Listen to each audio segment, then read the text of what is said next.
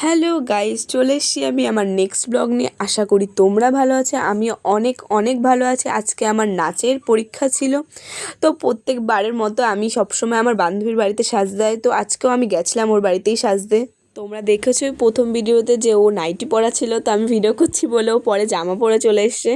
তো আমি আমার মেকআপ আমি একা একাই করি সবসময়, প্রত্যেকবার নাচে, তো আমি আমার মতো মেকআপ করা স্টার্ট করে দিয়েছিলাম। মেকআপের পুরো ভিডিও আমি দিয়েও নি যে আমি মেকআপ কতটা কী করেছিলাম, কিন্তু আমি মেকআপ একাই করেছিলাম।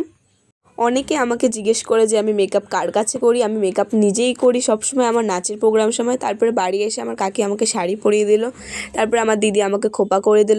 এই যে তোমাদেরকে আমি দেখাচ্ছি, দেখো তাড়াহুড়োতে খোপাটা করা, কারণ আজকে আমার অনেক লেট হয়ে গেছিলো।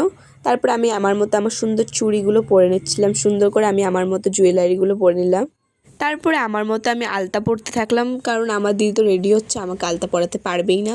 তারপর বেরিয়ে পড়লাম, বেরিয়ে একটু ঢং করলাম যে আমাকে ক্যামেরার সামনে কেমন লাগছে। তারপর আমার দিদিকে নিলাম, দিদি একটু তাকালোও না ক্যামেরার সামনে, কি বলবো আর লজ্জার বিষয়। পরে তাকিয়েছে। আমাকে কেমন লাগছে তোমরা সবাই আজকে কমেন্ট করবে।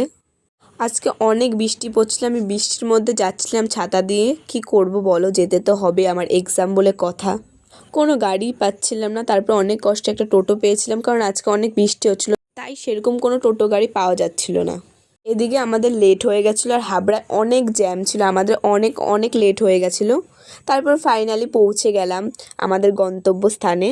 গিয়ে দেখি যে এক্সাম এখনও ছোটদের হচ্ছে। তারপরে আমরা সই করে নিলাম, তারপরে উপরে গিয়ে আমি আমার নাচটা প্র্যাকটিস করে নিলাম, কারণ আমি নাচ ভুলে গেছিলাম। এই যে আমার অ্যাডমিট কার্ড। তোমরা নিশ্চয়ই আমার মুখ দেখে বুঝতেই পারছো যে আমি নাচটা ভুলে গেছিলাম। উপরে একটু প্র্যাকটিস করছিলাম, তারপরে আমাদের মনেই নেই যে নিচে আমাদের ডাকছে। তারপর নিচে আসলাম, তো নিচে দেখি আমাদের জন্য সবাই অপেক্ষা করছে। তারপরে অনেক নার্ভাস হয়ে গেলাম এক্সাম দিতে। ভিতরে কাউকে ঢুকতে দিচ্ছিল না, তার জন্য আমার ভিডিওটাও নেওয়া হয়নি নাচে, নয়তো তোমাদেরকে দেখাতে পারতাম। তো এক্সাম শেষে আমি সুন্দর করে আমার ঘুঙুরটাকে খুলে নিচ্ছিলাম। তো তোমাদেরকে আমি পরে জানাবো যে আমি এক্সামে কত কী পেয়েছি, কারণ এই এক্সামের রেজাল্টটা প্রায় 1 বছর পর দেয়। তো তারপরে ছোট্ট একটা বিস্কিট দিয়ে দিল, ওটা খেতে খেতে বাড়ির দিকে রওনা দিয়ে দিলাম। কি আর বলবো, টোটোর মধ্যে আমি একটু ঢং করছিলাম খেতে খেতে। তারপর আর কি গলা শুকিয়ে গেছিলো, নেমে একটু ক্যাম্পা কিনে বাড়ি যাওয়ার জন্য রওনা দিয়ে দিলাম।